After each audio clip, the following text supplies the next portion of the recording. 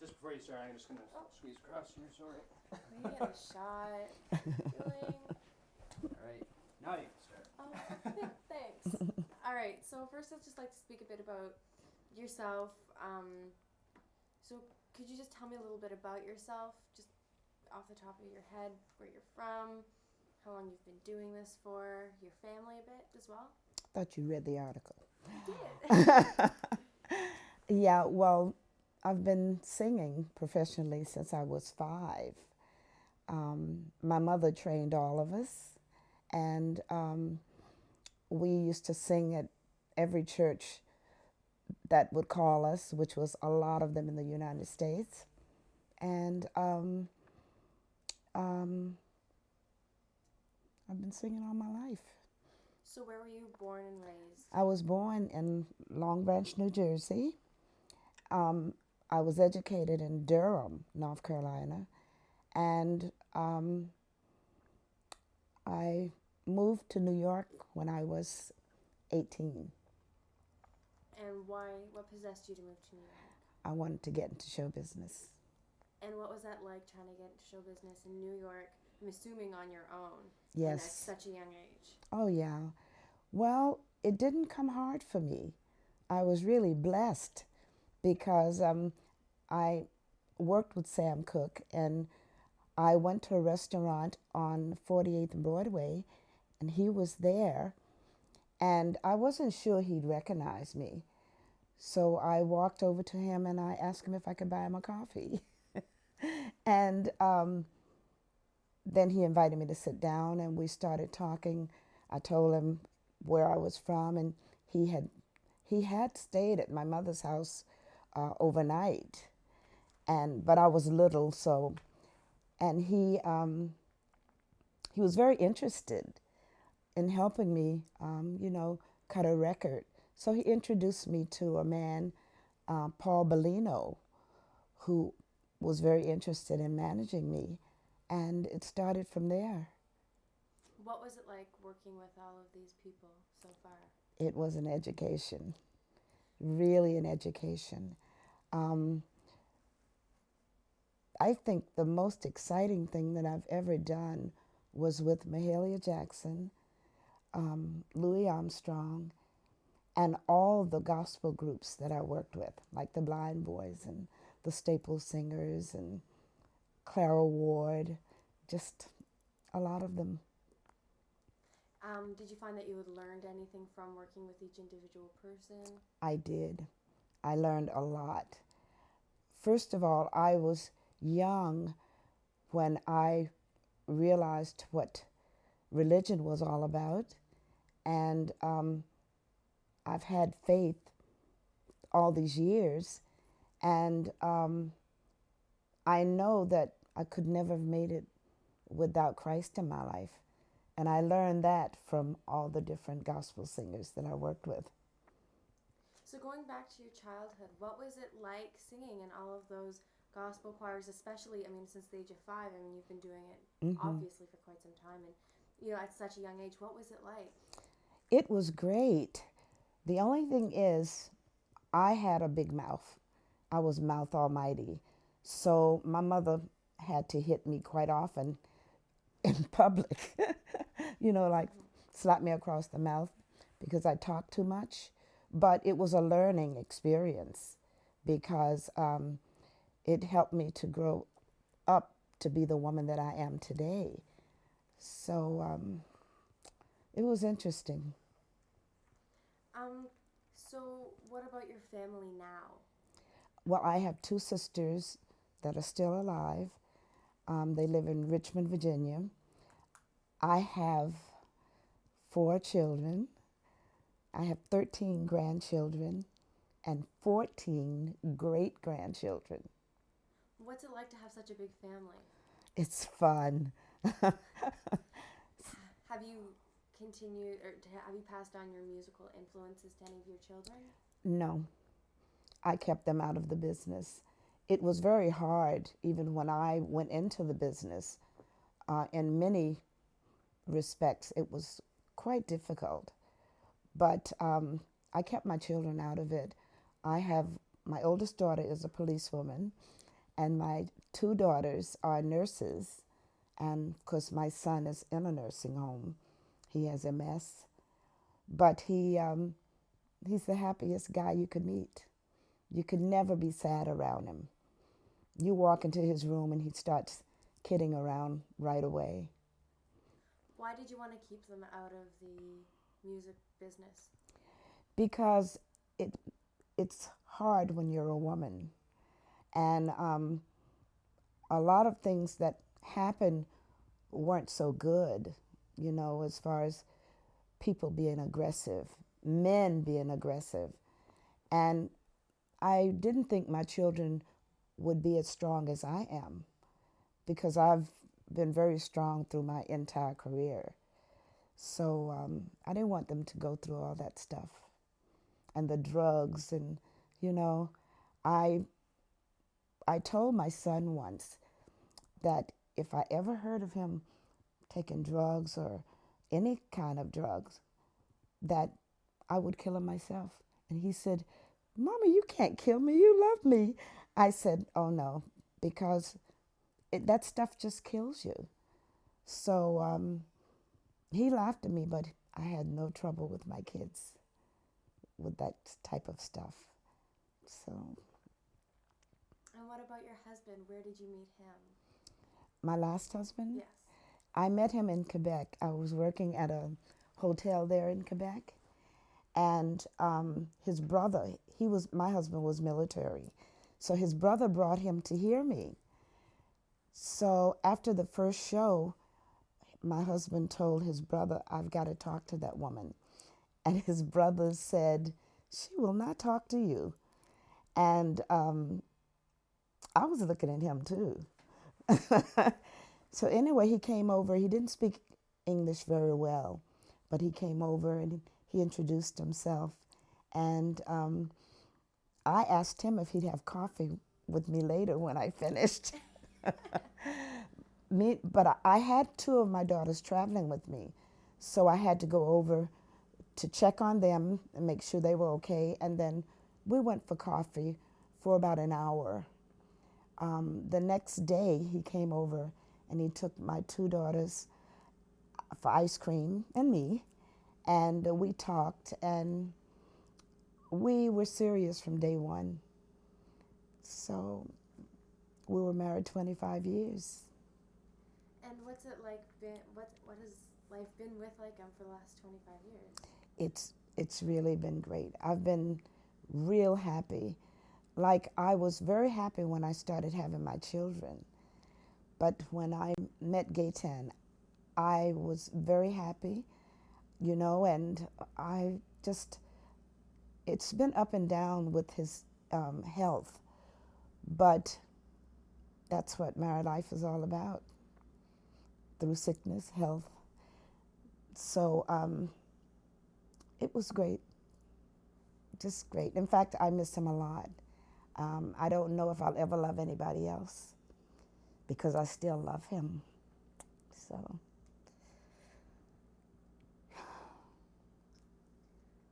Where did you learn to sing? My mother trained all of us in Durham, North Carolina. My mother played piano. Okay. And she trained all of us. And what about, did you learn to play any instruments? How about your brothers and sisters? My brother played organ, and he sang. He worked for 34 years with the Clouds of Joy, who is one of the top gospel groups in the United States, and they've worked all over the world. And in 1994, they were working in Atlantic City, and I was working at Brandy's, and they telephoned me to tell me that he had died. He went out into the lobby of the Sands Hotel just to get some air, and he had a heart attack. So my sister that died, she was an evangelist, and if I was at home or in New York at the time, I would go because she moved to New York too. I'd go to hear her preach. And she was a great evangelist. Who were your musical influences, or who are some of your musical influences now? Yeah. Lena Horne, Nancy Wilson, Sarah Vaughan. Oh, there's so many. Aretha, Tina Turner, Lou Rawls. There's just so many. I couldn't begin to name them all. And why sing? Why continue after everything you've been through? Why do you continue to do it today? Because I still have a voice. And people, I love people. And they love me. And the people here in Canada, they've been really good to me. Kingston and Belleville is just, the people are so great. I played your Waterfest, and there were 3 young girls that would yell up to me every now and then, "I love you, Ila." And it's just great. It's people. I just love people. And like, I'm going to stay here until I die. I'm not moving back to the States because I've been happier here with Gayton than I was before I met him. So all of my children are married and have their kids. So I'll stay here. I'll still work New York every now and then, but I've already bought my plot right next to my husband.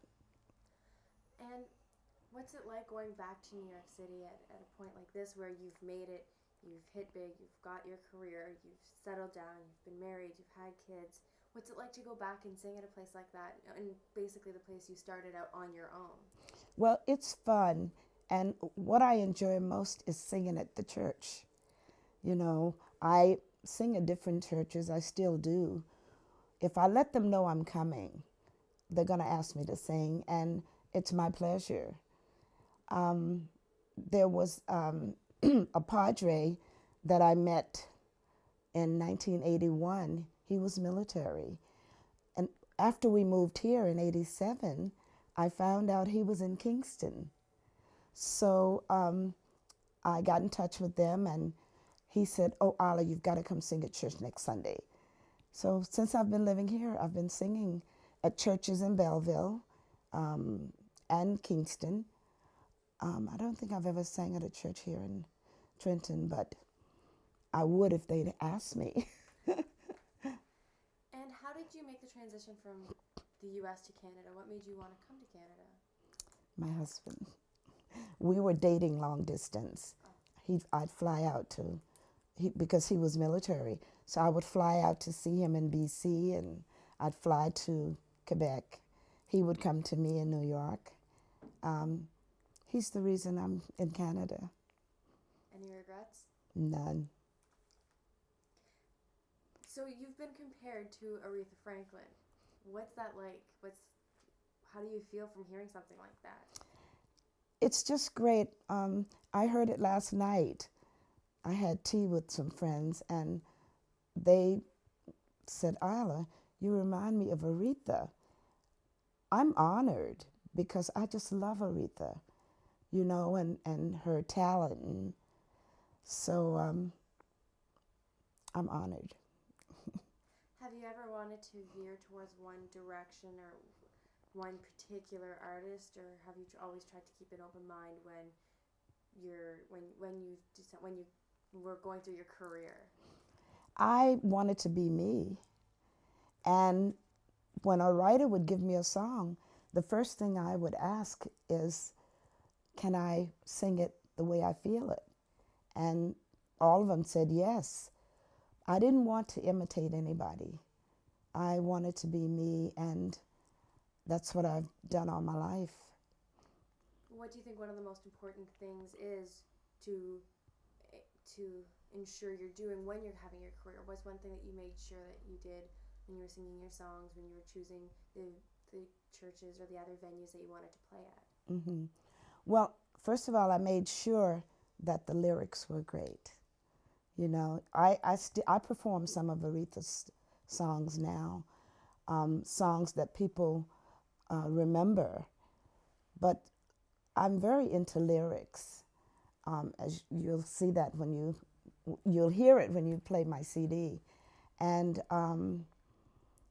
the lyrics, and then if I hear the lyrics, I know what I can do as far as delivery.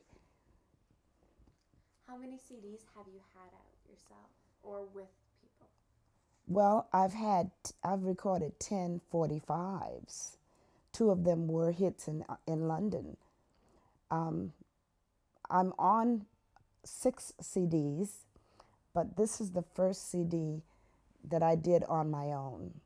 Like I paid for it and got the writer to write different songs. And well, he wrote the songs and he telephoned me and told me that he had the songs for me.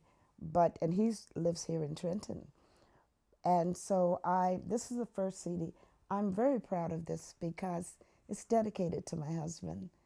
And they're all originals, and I'm very proud of it. What's it like to go through that process by yourself? You know, now you're at the point where like you said, you paid for the CD, Mm-hmm. you made the dedication they're all originals. What's it like to go through that whole CD, the whole process, of making that CD? It's a big job because I had to go to Toronto and make sure that they made the cover right, and a lot of work, but I don't regret it. I'm really happy with it. And have you decided, why have you decided to slow down, I guess, and not keep going full time and keep traveling? Why have you decided to, slow down now? Because I'm old. I'm still having fun, and I'll sing as long as I can stand up, I'll sing. But I'll be 68, my birthday, which is March. So I figured it was time to slow down because I've been so busy all my life. Even when I moved here, I attended the college for nursing because I had to keep busy. And then I realized there's some great musicians around here. So that's why. And why did you ever pursue nursing after you took the course, or? Yeah, I worked for 10 years part-time, 4 shifts every 2 weeks. And we were on the Whites Road. We were called Green Acres at the time. And then we moved to Crown Street, Crown Ridge. And that's where I retired from Crown Ridge. How did you end up at Brandy's? I had an agent in Kingston, and his name was Bernie Dobbin, and he booked me with my band from Trenton into Brandy's, and that was 1994, and I've been working at Brandy's ever since. What's it like to work every Thursday night there? What's the feeling you get? Do you get nerves anymore? I never did get nerves. I told you I was mouthy, and when I was little, I never got nervous. It's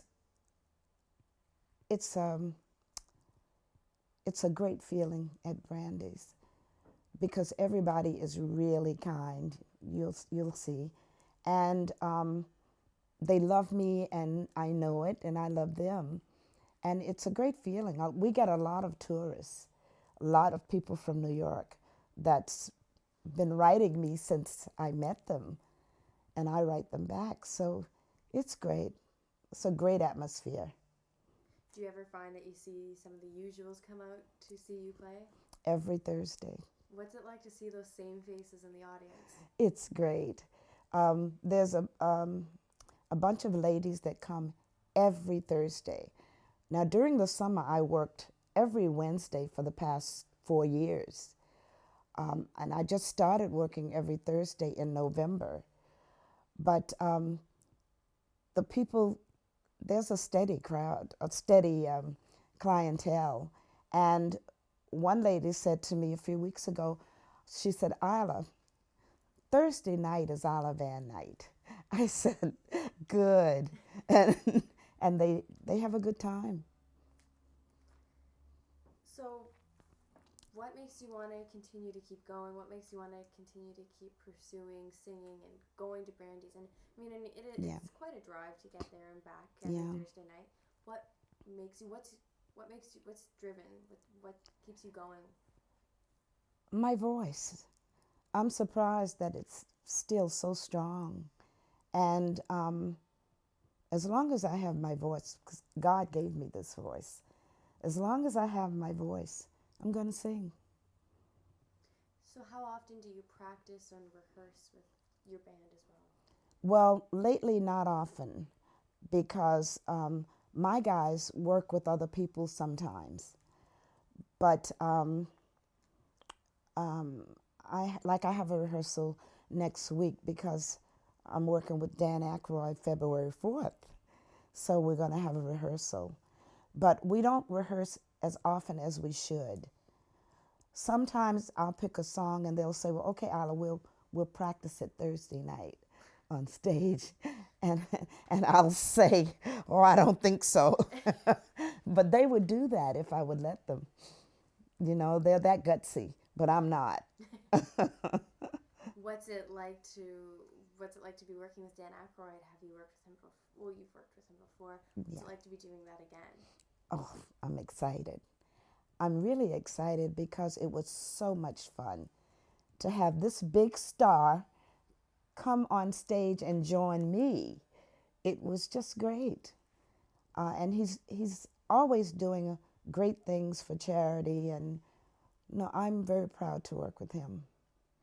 Would there be people that are in the industry, maybe pop or rock industry right now, that you would say no to? I don't think so.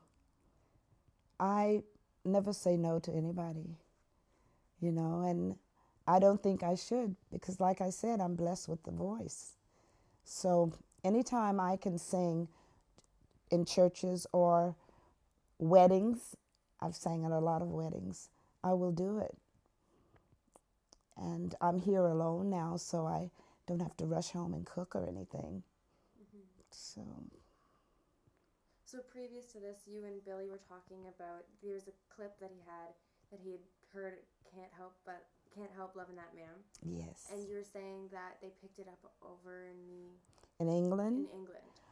Well, in 1975, a reporter telephoned my mother's, and he wanted to know if I was there. I wasn't. I was working the Caribbean. And my mother told him when I would come back. So when I arrived home, he telephoned me and he interviewed me. He was from Blues and Soul magazine. He interviewed me and he said, Ila, do you know you have a #1 record in England? And I said, I don't have a record out now. He said, yes. He said, it's #1. And he interviewed me for about an hour and a half. And then in 2003, a woman that was working with me, because I'm going to write my autobiography, so she started working with me with that, and she went on her computer. She found out that Can't Help Loving That Man of Mine was again on the charts. And so she reached the DJ that had caused it to be on the charts, and she told him that I was living here in Canada, and he thought I was dead. I mean, I'm old, but I'm not dead. So he telephoned me to find out when he could interview me over the phone. And he did. And last year, he pushed another record of mine that I recorded in 1971 or 70. And it was on the charts. What's it like to have your name on the charts? What's it like to take a look back and something that you've done former is now once again revamped and come back, and what's that feeling like? It's a great feeling. It's really great. It wasn't so much that I didn't make any money from the hits, but they were playing my songs. And Can't Help Loving That Man of Mine was a classic, but the song that hit, my mother said, that was a song that was written for me, and You Made Me This Way. And when he interviewed me, he played You Made Me This Way because that was a hit last year. And then when we finished, he played Can't Help Loving That Man of Mine. So I was thrilled. I mean, I wasn't thrilled that he thought I was dead, but Understandable completely. What's it feel like being on stage? it's great. I don't stay still a minute. You know, I love to dance. My grandkids laugh at me when I dance, but I love to dance, and I'm moving around all the time, and people like that. You know, they don't want a singer that just stands there. They want somebody that has energy, and I still have it. Perfect. What's your band like? How many members in your band? What do they play? How long have you been with them? Well, my band, we've been together for, it's going on 5 years now. I have a bass player, guitar player, drummer, sax, and I hired a keyboard player from Belleville, Spencer Evans. I hired him 2 years ago. So, and they're just great. They're young men, they're talented, and they're just great. And I enjoy working with them. Have you ever had, disputes or arguments over how to do a song, how it's written maybe, or how to play it, or what you want versus what someone else wants? And how do you get over that? We've never had arguments. They respect me a lot. Remember, I'm so much older than they are. And we've never had arguments, but we have had disagreements when it comes to material. And usually I win. Because I'll say something like, I'm the one that's got to sing this. But we have never had a real fight or argument. You know, and a few times I've had to tell them I'm sorry. But we've never had any real arguments. Perfect. I think that's it. If there's anything. Oh, there's just a few questions I thought. Oh, okay. I'd There you ask. go. What kind of songs do you perform? Rhythm. Just keep looking at her. Yeah, Right? when you Maybe wanna- you could ask. Oh. You can ask over on this side. That's Okay. over. Rhythm and blues. Okay. Basically rhythm. You know, I was never into heavy blues ever, because usually it's somebody's dying, or somebody beat somebody up, or my house was flooded or something. So I don't like that type of blues, but rhythm basically. Okay. And I don't know if you'll be comfortable enough with this, but I thought it might be a good opening if we could just get you to sing a cappella right now. If you're comfortable with that. If not, that's fine too. Just whatever songs you're feeling to sing. Now, Just take your time, don't worry. Okay. This is one of the songs that I sang at my husband's funeral. I sang it at my mother's funeral, my sister's funeral. I love it. It's a B.B. King song. And it's called Someone Really Loves You. Guess who? Someone really loves you. Guess who? Guess who? Someone really cares. Guess who? Guess who? Oh, open your heart And surely, surely you'll see that someone who really cares is me. Wow. Wow. I love that song. Me too. I do too. Yeah. Of all the songs you perform, do you have a favorite? I have a few.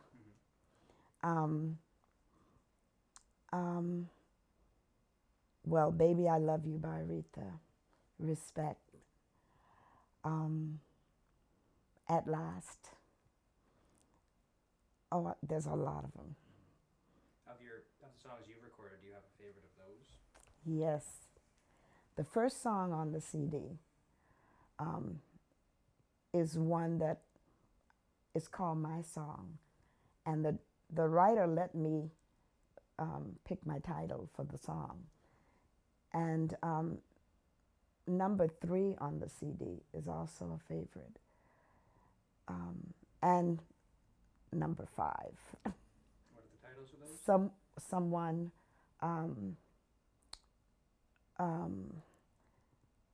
Someone Who Cares. And the third one is Miracle. And through that whole entire recording session, I cried. And I said to the engineer, you've got to get it on the first take because I just will not be able to do another take. So I only had one take on each song because it was so emotional. Yeah. Have you ever written or produced yourself? I wrote some stuff, but I never did anything with it. Actually, my recording session, basically, I produced. You know, I gave my sax player credit because he was in there and he did help me a lot. But I was a big part of the production. My guitar player was a big part, and my bass player. So it was like a group effort. Yes, yeah. I can't think of anything else. Can you? I think I've asked away. All right. Thank you very much. Thank you. You're welcome. So how did you think tonight's performance went? Wonderful. The band was really ready. I think you guys inspired them. How do you think tonight's performance was compared to last Thursday or the Thursday before that? Well, last Thursday, there weren't many people here. So tonight was a bonus. And the Thursday before was a bonus. Because usually we do get crowds. And how do you feel after all this? How was the buzz tonight? I'm exhausted. But I'm ready to go. So driving back to Trenton is good for me because it gives me time to come down. Because right now I'm still flying high. And just a couple simple questions. When do you play next and when are you going to be here next? I didn't hear you. When do you play next and when are you going to be here next? Next Thursday night. I'm here every Thursday night. And why do you enjoy Brandy so much? The people. The people are just super. Perfect. Yes. Thank you very much. You're welcome. Thank you. Thanks very much. Thank you. Thank you. Thank you. Thank you for helping me dress. Oh, thank you. Thank you very much. Thank you, sweetheart.